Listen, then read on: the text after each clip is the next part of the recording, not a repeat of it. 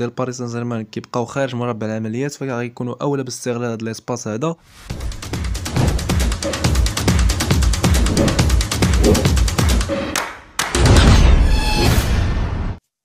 الفينال ديال دوري الابطال يقدر يكون عباره على واحد الصدام ديال الفلسفات المتناقضه، وهذا الماتش هذا ديال الانتر وكذلك باريس سان جيرمان يقدر يعطينا واحد الفرجه ماشي عاديه، ويقدر يفوت حتى الفرجه اللي كانت ما بين الانتر وكذلك برشلونه، اللي شخصيا اعتبرته افضل مباراه في هذا الموسم هذا، خصوصا الماتش اللي كان في الاياب. الفريق ديال باريس سان جيرمان تطور بزاف تحت قياده لويس انريكي، وصبح واحد الفريق اللي كيمزج بين السلاسه الهجوميه وكذلك واحد الفريق اللي عامر بالشباب. وفي الجهه المقابله عندنا الانتر اللي كيجسد واحد واحد المرونه دفاعيه، واحد التغير المستمر في الشكل ديالو، وكذلك واحد الدمار في التحولات، وبجوج بهم وصلوا للفينال ديال دوري الابطال وكيستحقوا لانهم خدوا واحد التحديات اللي كبيره. الانتر بالصلابه ديالو قدر على انه يتاهل مباشره للادوار الاقصائيه، وباريس سان جيرمان عانت بزاف باش انها تتاهل للادوار الاقصائيه، لعبه الملحق الى اخره. في الاخر غادي تخرج المتصدر ديال هذه المجموعه هذه كامله اللي هو ليفربول. شوفوا الكره كيف عامله. ففي هذا الفيديو هذا غادي نشوفوا الامور المنتظره من هذا الفينال هذا، فخلي معك واحد اللايك ونبداو على بركه الله.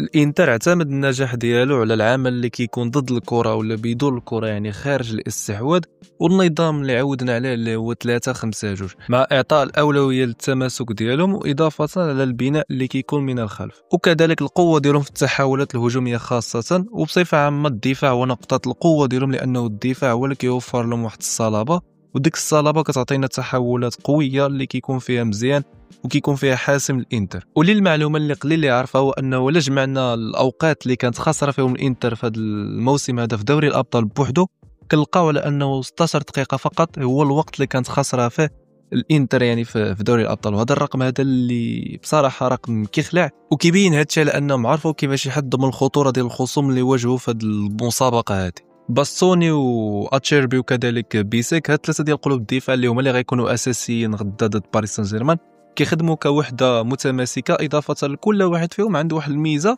وكل واحد فيهم عنده واحد الدور محدد. اذا جينا نتكلموا على باستوني، كنلقاو هاد باستوني هذا اللي مخرج 5.5 تمريره تقدميه في كل 90 دقيقه من دوري الابطال، وهذا رقم مزيان لانه هاد التمريرات هادو كانوا صحاح، اضافه على انه من اكثر قلوب الدفاع اللي في اوروبا كيزيدوا بالكره مقارنه بقلوب الدفاع اخرين. فمن المميزات ديالو لانه في البناء فمزيان، لانه كيتقدم بالكره، اضافه على انه كيقدر يتجاوز الضغط.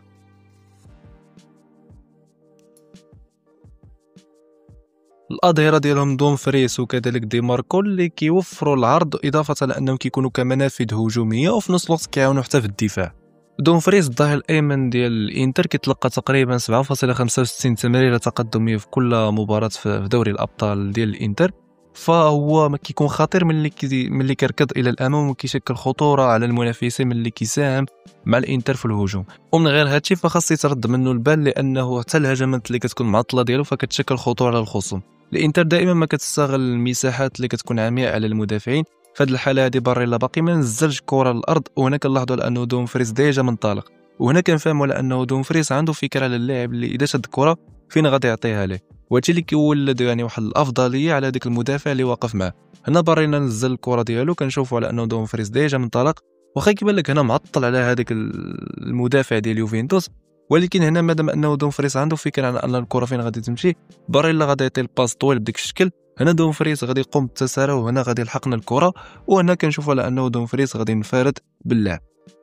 وفي الجهه اليسرى عندنا الظهير الايسر اللي هو دي ماركو، لاعب اللي كيعرف يسونطري مزيان وكيعرف انه يروض الكرات الصعبه. الواعر في الانتر هو انه واخا هذا الفريق هذا كيدافع بزاف اكثر ما انه كيستحوذ على اللعب، ولكن الاوقات اللي كيشد فيها كره فكيكون واعر حتى في البناء.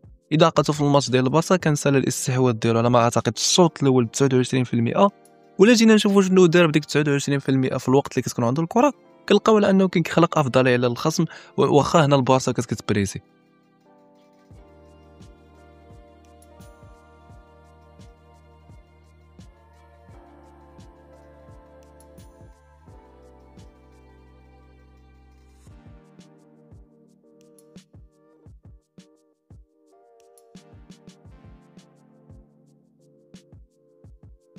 غالبا الانتر في المرحله ديال الاستحواذ ولا في المرحله اللي كيبغي يخرج فيها الكره كيدير الزياده العدديه على جهه واحده من الملعب كيف ما كتلاحظوا هنايا.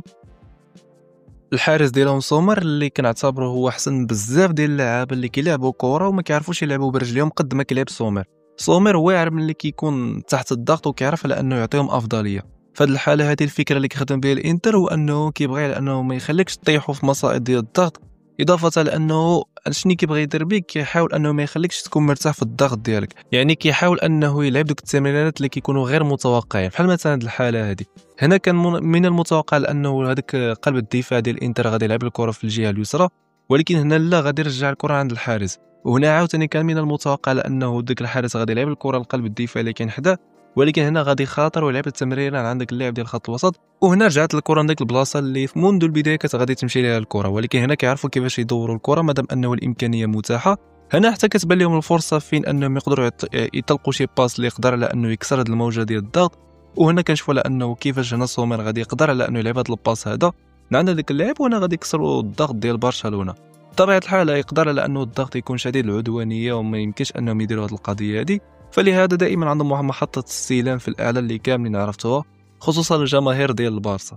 حنا عارفين انه باريس سان جيرمان غادي يضغط بالرقابه الفرديه غدا ضد الانتر، ولكن خصو ضروري على انه يرد البال، لانه الانتر واخا هو داك الفريق الدفاعي، ولكن ملي كيتحط في الوضعيه ديال الحيازه للكره فكيعرف كيفاش يتغلب على الضغط ويخرج بالكره.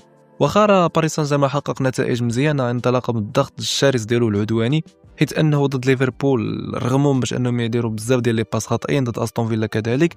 وحنا اذا كان كيهمنا اشرف حكيمي فغالبا ما غاديش نشوفوا اشرف حكيمي مع الخط الخلفي. اذا كانت الكره في الجهه اليسرى يعني في الجهه ديال اشرف حكيمي، فانا غنشوف على انه كيضغط في المقدمه مع ديمبيلي.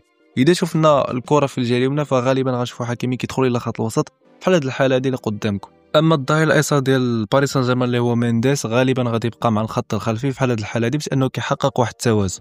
شيء اخر في الهجوم هو انه لوتارو وتورام عندهم واحد الشراكه هجوميه رائعه، حيث انها كتمزج ما بين الحركه وكذلك الابداع وكذلك يعني في القوه البدنيه، خصوصا تورام اللاعب اللي قوي بزاف وكيعرف كيفاش يحط الكره ديالو ويبريباري عند الزملاء ديالو.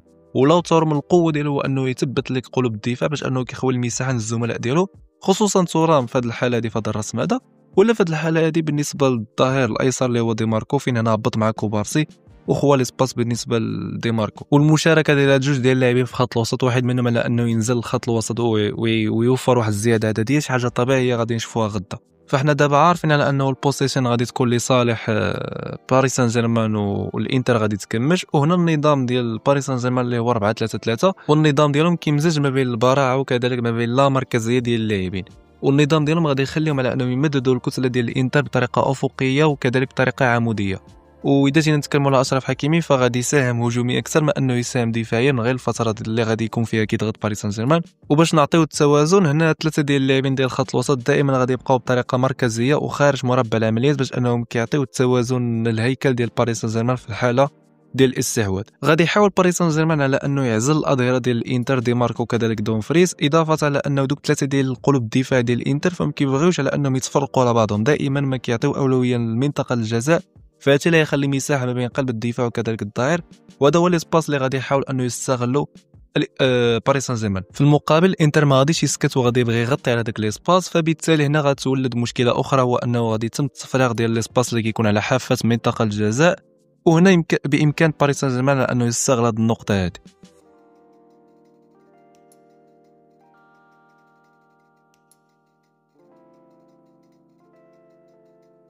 وبما انه اللاعبين ديال خط الوسط ديال باريس سان جيرمان كيبقاو خارج مربع العمليات فغيكونوا اولى باستغلال هذا ليسباس هذا ويسردوا تسديدات نحو المرمى، وهذه هي النقطه اللي يقدر انه يستغلها باريس سان جيرمان.